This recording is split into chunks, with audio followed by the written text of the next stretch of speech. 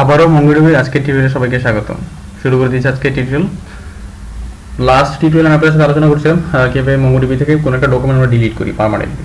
আমরা কিভাবে ডিলিট করতে হয়, ডিলিট কমান্ড নিয়ে আলোচনা করেছিলাম। ডিলিটের অনেকগুলো কমান্ড ছিল, remove, delete, delete one, delete মিল। সো এগুলো নিয়ে আমরা আলোচনা করেছিলাম, রাইট?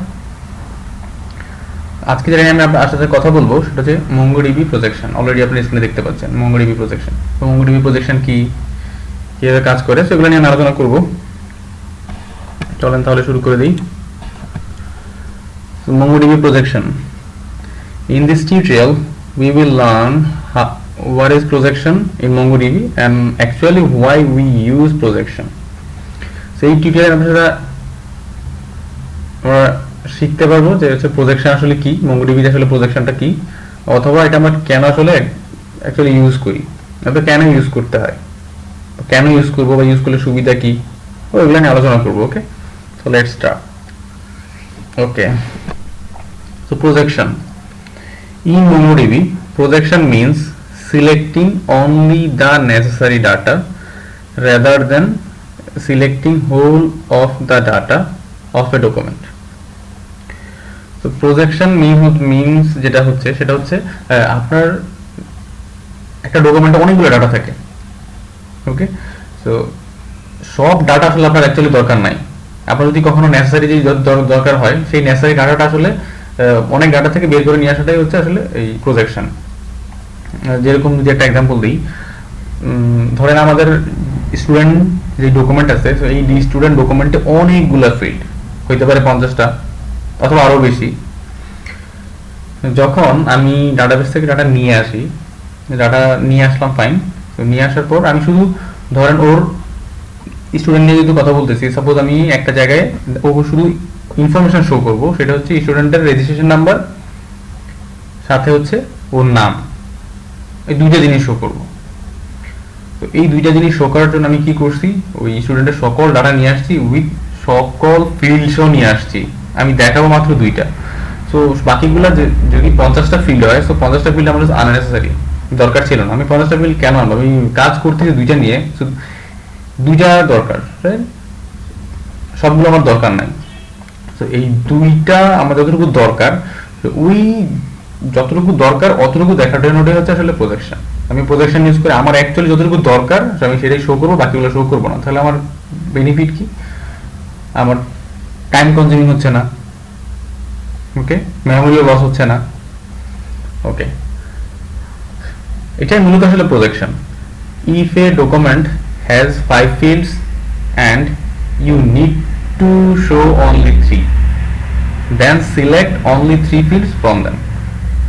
তো যেটা বললাম অলরেডি, আমি যদি একটা ডকুমেন্টে 5টা ফিল্ড থাকে, তো আপনার আসলে 5টা ফিল্ড দরকার নাই, আপনি দেখাবেন হচ্ছে 3টা, অনলি 3টা দেখাবেন। তো সেই ক্ষেত্রে আপনি এই প্রজেকশন ইউজ করতে পারেন। ওকে, নর্মালি যখন আমরা রিয়েল প্রজেক্টে কাজ করি তখন তো আসলে 2টা 3টা 5টা ফিল্ড থাকে না, একটা ডকুমেন্টে অনেকগুলো ফিল্ড থাকতে পারে, ভাই। যখন আমি 2-3টা আমার দেখানো দরকার হইতে পারে, 2-3টা আমি রিট্রিভ করব, সবগুলো আমার রিট্রিভ করার দরকার নাই, তাই না? আমি ইগনোর করবো। তো এই ইগনোর করাটাই আমরা আসলে এই ব্যাপারটা হচ্ছে আসলে প্রজেকশন। তো এই প্রজেকশন দিয়ে আমরা ব্যাপারটা করব।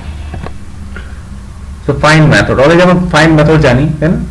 মঙ্গোডিবিতে যখন আমরা ডাটা রিট্রিভ করি তখন আমরা ফাইন্ড মেথড ইউজ করি। ফাইন্ড মেথড দিয়ে আমি এখানে আমার মতো করে সার্চ ক্রাইটেরিয়া দিয়ে ফিল্টার বসায় আমি ডাটা রিট্রিভ করতে পারি, অথবা সব ডাটা দরকার হলে আমি ফাইন্ড দিয়ে দিলে আমি সব data pi, right?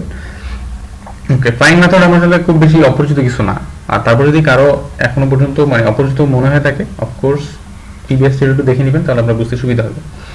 Okay, MongoDB's find method explained in MongoDB query document accepts second optional parameter, that is list of field that you want to retrieve. MongoDB query document accept করে হচ্ছে আমাদের find method, সেটা আসলে accept করে দুইটা parameter. আমরা previous যে টিউটোরিয়ালে দেখেছিলাম, সো ফাইন্ড মেথডে আমরা একটা প্যারামিটার দিতাম, তাই না? ফাইন্ড মেথডে কি করতাম, আমি ফিল্টার থাকলে ফিল্টার দিতাম, আদারওয়াইজ কিছু ইউজ করতাম না, রাইট? ফাইন্ড মেথড আসলে অ্যাকসেপ্ট করে হচ্ছে অপশনাল প্যারামিটার, অপশনাল কিছু প্যারামিটার অ্যাকসেপ্ট করে, যেটা দিয়ে আপনি ডাটা রিট্রিভ করতে পারি। তো কি কি প্যারামিটার আমরা সেটা নিয়ে জানবো। In MongoDB, when you execute find method, then it displays all field of a document. যখন আমরা আসলে MongoDB তে যখন আমরা find method execute করি অথবা find method লিখি, enter প্রেস করি, তখন আসলে ও যেই আমাদেরকে রেজাল্টটা দেয় অথবা যে ডাটাটা ডিসপ্লে করে সেটা হচ্ছে সকল ফিল্ডই আমাকে দেয়। ওকে, তখন আমাদের চাওয়া কি, আসলে আমরা সকল ফিল্ড দেখতে চাই না, রাইট?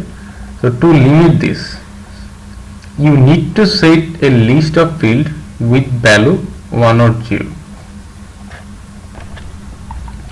তো এখানে যেটা সেট করতে হবে সেটা হচ্ছে 0 এবং 1, প্রত্যেকটা ফিল্ডের মধ্যে আমার 0 এবং 1 সেট করতে হবে। ওকে, 1 is used to show the field while 0 is used to hide the field.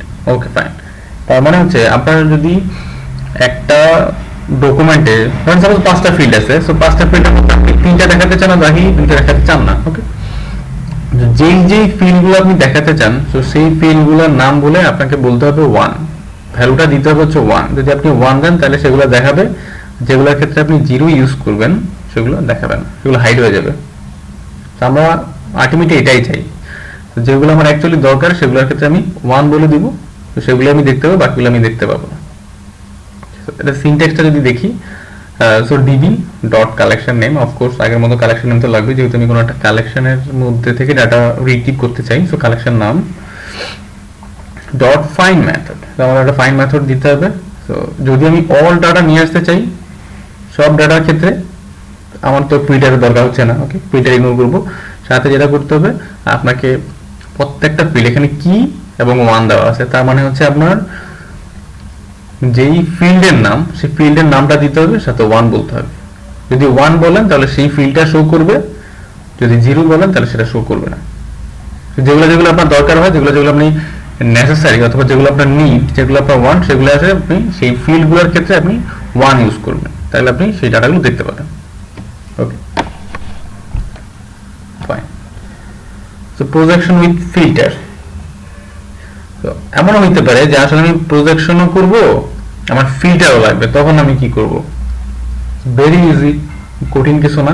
আমরা অলরেডি ফিল্টার জানি কিভাবে আমাদের ফিল্টার বসাইতে হয়, রাইট? একদম সেম ভাবে আমার প্রজেকশনও থাকবে, জাস্ট ফিল্টারও থাকবে। জাস্ট শুধু আমি যখন ফাইন্ড মেথড করব, আমাদের ফাইন্ড মেথড আমরা জানি অপশন একটা প্যারামিটার নয়, আমাদের নরমালি আমরা প্যারামিটার না দিলেও হয়, বাট আমি চাইলে ফিল্টারও করতে পারি। তো ফিল্টার বসায় দিব, সাথে হচ্ছে আমাদের যে প্রজেকশনের প্যারামিটার আছে সেগুলো দিয়ে দিব, তাহলে আমার ফিল্টারও হবে, প্রজেকশনও হয়ে যাবে। ওকে, তো সেটা সিনট্যাক্সটা কি রকম? সেম একদম, DB dot collection name dot find. So যেটা এক্সট্রা হচ্ছে এখানে ফিল্টার লিখবো আগে, সো ফিল্টার দিয়ে পরে আমি আসলে আমার প্রজেকশনের যে কি ভ্যালুতে আমার যেই যেই ফিল্ডগুলো দেখতে চাই সেই ফিল্ডগুলোকে আমি 1 করে দিই। That's it.